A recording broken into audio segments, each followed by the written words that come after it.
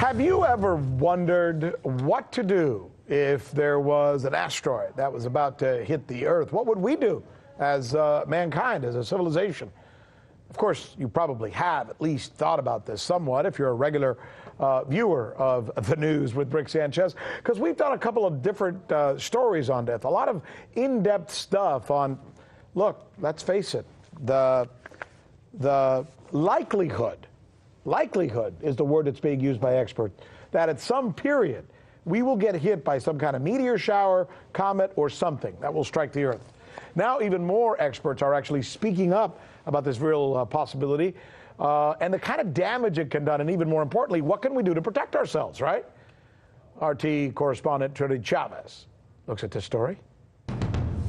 When it comes to extraterrestrial threats, you can never be too careful, and NASA, along with other agencies, are preparing for an asteroid hit that could wipe out humanity as we know it. It's a scenario straight out of a Hollywood movie. An asteroid careening toward Earth, then wiping out humanity, like in this movie, Deep Impact. But while some experts say the chances of that happening are relatively small, they do say there is a possibility. Because if you look at the movies that have been made about it, you know, it's this big disaster. And of course it could happen. And we know that about 30 million years ago, a very large asteroid came and impacted the Yucatan Peninsula and probably wiped out the dinosaurs. And so that kind of thing can happen and does happen periodically some, places in the universe. However, I think the chances of it happening are pretty small. Meanwhile, NASA's Center for Earth Object Studies has detected 54 near-Earth objects this month alone, bringing the total to 1,120 so far this year. The most recent asteroid, dubbed 2019 MT2, approaching Earth today, traveling at a speed of about 7 miles per second. According to the agency, the asteroid has a maximum diameter of almost 102 feet. During its approach, its closest distance to Earth will be over 994,000 miles from the planet's center. That's equivalent to about 3 times the distance between the Earth and the Moon. Well, that's certainly far enough away that it poses no danger to us, but in the cosmic scale of things, it's actually very close. Liftoff of the Falcon 9. And experts say, regardless of the likelihood of an asteroid hitting Earth, we have to prepare. High consequence, but low probability. We've been asked, does it keep you up at night? There's certainly other things that should keep us up at night, but it's the sort of thing we want to understand the hazard just so we know whether we should be worried or not.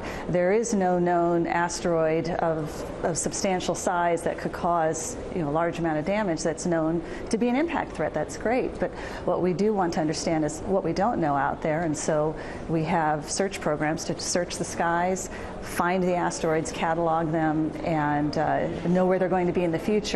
Meanwhile, experts say the only way to prevent asteroids from hitting Earth would be to deflect them, either by pushing the asteroids with a spacecraft or detonating a nuclear weapon. I think the best scenario that I have seen would be, again, trying to get enough lead time that you could actually send a rocket ship to the asteroid, intercept it, and nudge it. Now, you could do that perhaps with a nuclear explosion.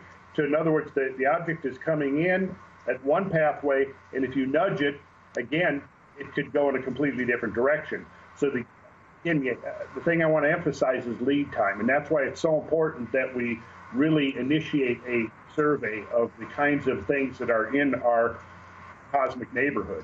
And in other asteroid news, NASA has revealed that the asteroid FT3 is all set to mark the first of 165 approaches on October 3rd this year. Reporting in New York, Trinity Chavez, RT.